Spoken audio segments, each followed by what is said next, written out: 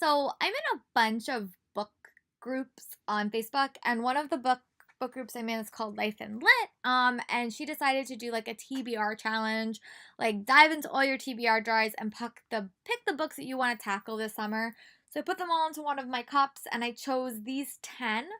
I hope to read them all. It's like a mix between contemporary, middle grade, and thrillers. So these are the books that I'm going to start pulling from. Normally a disaster at doing a TBR jar, especially with all the con books that I have. But I picked these few and decided that this is going to be where I'm going to be pulling those books from. And when I'm done with all these books, I'm going to add 10 more. So the first one that I'm actually reading right now is Ozland by Wendy Spinella. This is the last book in the Everland series. This is a book that explores Oz. We did Neverland, we did Umberland, which is an Alice in Wonderland retelling, and now we're doing Oz. So I'm really excited to dive into this. I don't want to do spoilers that much. I know that this book does follow Doc, who is probably one of my favorite characters in the series, so I'm really excited to dive back into this world and see how this trilogy concludes. I've actually talked about in a bunch of different videos, and it's Liar's Eke by Paula Stokes. It's about this boy, which you don't ever get a lot of contemporaries with boys, but it's about this boy who he's in the business of selling secrets and selling lies and stuff like that. He's just in that business. But when he gives his best friend a cover story, and he never comes back home, the evidence starts mounting against him, and it is up to him to try to clear his own name. So it sounds really interesting. It's really not that short, and I really hope that I enjoy it. And yeah, and it says it's going to be the next Gone Girl, so hopefully I like it. And this has been on my shelf for a while. The next book I'm going to chat about is one that I did get from BEA, and it's Part of Your World. What if Ariel had never defeated Ursula? This is a Disney book, and I love these retellings so much. This book's also a monster. This book is like close to 500 pages, but it's What if Ariel had never defeated Ursula? And hopefully I like this. This is a perfect summer read because I love reading water stories around the summer, so hopefully I get to read this soon. It's definitely on my immediate TBR.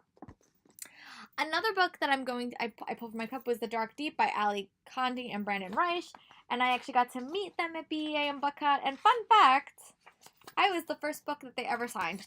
But this is like a more kid-friendly version of Stranger Things from what they said, and I really loved meeting them.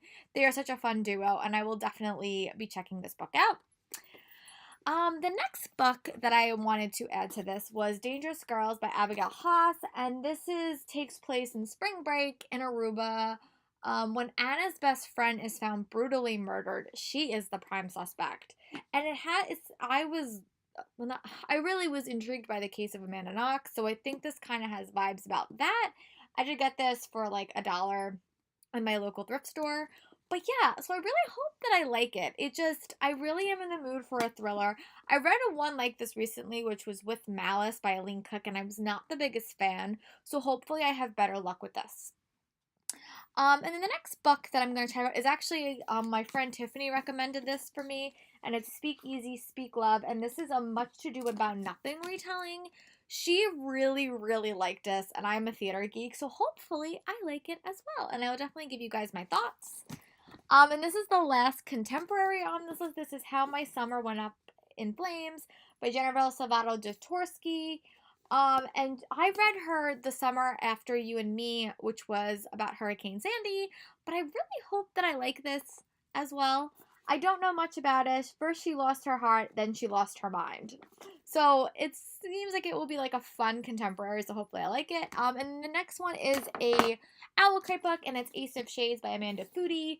I got this in, I think it was the April box for Owl Crate.